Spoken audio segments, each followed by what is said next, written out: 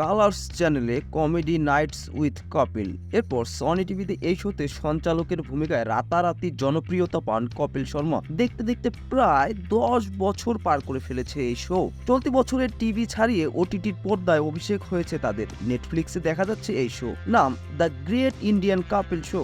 মাঝে কপিল ও সুনীল গ্রোভারের বিচ্ছেদ, নেটফ্লিক্সের শো দিয়ে আবারও এক হয়েছেন তারা। শুধু তাই নয়, এতে দেখা যাচ্ছে কৃষ্ণা অভিষেক, কিকু সারদাদের। বিচারকের আসনে রয়েছেন অর্চনা পূরণ সিং। ওটিটিতে নতুন শোর জন্য কত পারিশ্রমিক পাচ্ছেন তারা, এ নিয়ে প্রতিবেদন প্রকাশ করেছে ভারতীয় গণমাধ্যম ইন্ডিয়া.com। প্রায় 4 বছর পর ভুল বোঝাবুঝি মিটিয়ে দ্য গ্রেট ইন্ডিয়ান কাপিল শোতে প্রত্যাবর্তন হয়েছে সুনীলের। প্রতি পর্বের জন্য সুনীল নিচ্ছেন প্রায় 25 লাখ রুপি। এক এক পর্বে ভিন্ন সব চরিত্রে হাজির হন সুনীল। অন্যদিকে কিকু সারদা বহু বছর ধরে কপিলের শো এর সঙ্গে যুক্ত। প্রতি পর্বের জন্য তিনি পান 7 লাখ রুপি। কৃষ্ণা অভিষেক নেন 10 লাখ রুপি। একই পরিমাণ পারিশ্রমিক পান অর্চনা পূরণ সিং।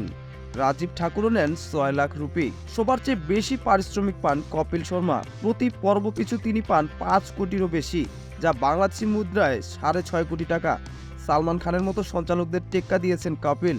গত 30 মার্চ থেকে নেটফ্লিক্সে প্রচার শুরু হয়েছে অনুষ্ঠানটির। এরই মধ্যেই রণবীর কাপুর, আমির খান সহ বড় তারকাদের দেখা গেছে অনুষ্ঠানটিতে। নেটফ্লিক্সে সম্প্রচারিত দ্য গ্রেট ইন্ডিয়ান শো এর শেষ পর্বে অতিথি হিসেবে উপস্থিত হয়েছিলেন আমির খান। কপিলের শোতে এসে ব্যক্তিগত এবং পেশাদার জীবন নিয়ে নানান খোলামেলা কথা বলেছেন অভিনেতা। বলিউডে 3 দশকের বেশি ক্যারিয়ার নিয়ে গর্ববোধ করেন আমির। লগ্ন অভিনেতা মহারাষ্ট্র বন্ডকে তার অভিনেতা হওয়ার জন্য একটি অনুঘটক হিসাবে কৃতিত্ব দিয়েছেন। পুরনো কথা স্মরণ করে আমির বলেছেন, আমার থিয়েটার নাটকের 3 দিন আগে ছিল মহারাষ্ট্র বন্ধ, এ কারণে রিহার্সেলে যেতে পারিনি। পরিচালক আমাকে শো ছেড়ে চলে যেতে বললেন। আমি কান্নায় ভেঙে পড়েছিলাম, কারণ নাটকের মাত্র 2 দিন আগে তারা আমাকে বের করে দেয়। ইন্টার কলেজে উঠতে পারিনি। তিনি আরো যোগ করেছেন, ঠিক তখনই দুজন লোক এগিয়ে এলো। তারা আমাকে পুনে ইনস্টিটিউটে একটি ডিপ্লোমা ফিল্ম অফার করেছিল।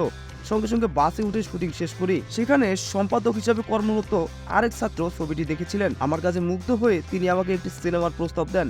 এই দুটি ছবি দেখার পর পরিচালক কেতন মেহতা আমাকে হোলি ছবিতে কাস্ট করেছিলেন।